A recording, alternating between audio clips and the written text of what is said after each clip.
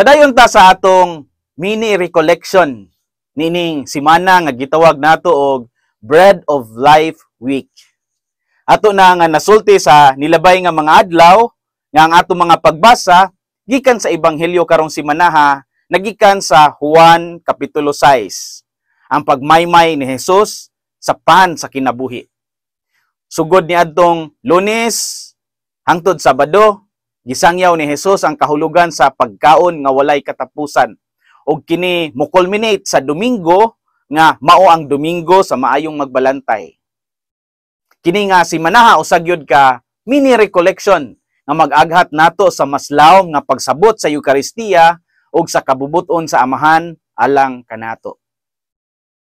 Nining adlaw ang tibuok simbahan naglantaw usab sa dakong panghitabo didto sa Roma, ang pagsugod sa conclave. Ang mga cardinal electors lakip na si Cardinal Luis Antonio Tagle, Cardinal David, Cardinal Advincula, ug nasa didto sa Roma karon si Cardinal Quevedo. Puros gikan sa Pilipinas, musalmot sa usa ka misa nga gitawag nga Misa Pro Eligendo Pontifice. Ang misa alang sa pagpili sa sunod nga Santo Papa. Sa niini nga misa, ang mga kardinal magampo alang sa giya sa Espiritu Santo uban sa tibuok kalibutan nga nagtan-aw ug nagampo usab. Usa kini ka pamalandong ug pagampo nga hatagan ta og leader nga adunay kasing-kasing sama kang Kristo, ang pan sa kinabuhi. Sa atong ebanghelyo karon gisulti ni Jesus, I am the bread of life. Whoever comes to me will never go hungry, and whoever believes in me will never be thirsty. Ako mao ang pan sa kinabuhi. Ang muduol kanako dili na gutomon, ug ang mutuo kanako dili na uhawon. Ang unang punto atong pamalandungan. Si Jesus mao ang pagkaon nga gikinahanglan sa kalag. Dili igo ang kalibutanong bahandi, ang posisyon o kadungganan sa paghatag og tinuod nga kabusog sa kasing-kasing. Sa pamilya makita nato kini sa kasinatian nga bisan pa og daghang pagkaon o kalipay sa panimalay, kung walay presensya ni Kristo, mahulog lang sa kalipay nga taphaw. Si Cardinal Tagle mismo kanunay nag-awhag sa mga pamilya nga dili lang magkaon sa usa ka lamesa, kundi magampo usab sa usa ka espirituhanong pagkaon, ang pakig-ambit sa pagtuo ug sa kaluoy. Si Jesus mismo ang pagkaon nga gikinahanglan sa kalag. Ang ikaduhang punto mao nga ang kabubuton sa Amahan mao nga ang tanan nga mutuo niya makabaton og kinabuhi nga walay katapusan. Gikan ni sa John 6:40. Ang kada usa nga makakita sa anak ug mutuo kaniya makabaton og kinabuhi nga walay katapusan, ug ako magtagbaw kanila sa katapusang adlaw.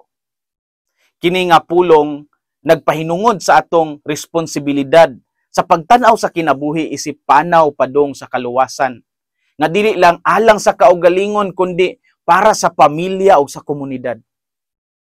Usa sa labing makapatandog nga kasinatian ni Cardinal Tagle mao ang iyang paghuga sa tiil sa usa ka sampaggita vendor atol sa Huwebes Santo dito sa Manila Cathedral, kaniadtong siya pa ang arsobispo sa Manila.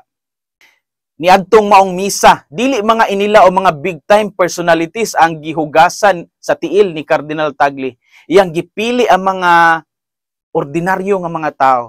Lakip na ang usa ka tigbaligya og sampagita, usa ka simbolo sa mga kabus, mga walay gahom, ug kasagaran wala tagda sa katilingban. Ang iyang lihok wala lang makapahilak sa vendor kundi nakapahilak sa tibuok simbahan o sa mga nakakita. Kini nagpamatuod nga ang mensahe ni Kristo buhi pa hangtod karon. Ang kabubuton sa Amahan mao nga ang tanan nga mutuon niya makabaton og kinabuhi nga walay katapusan. Mga igsoon, mga anak sa Dios, sa pagsugod sa conclave karong adlaw o sa atong pagpamalandong sa ebanghelyo, kita gipahinumduman nga ang pan sa kinabuhi dili lang tinapay nga gipanihapon, kundi mao si Kristo nga naghatag og kinabuhi ug tumong sa tanang aspeto sa atong kinabuhi.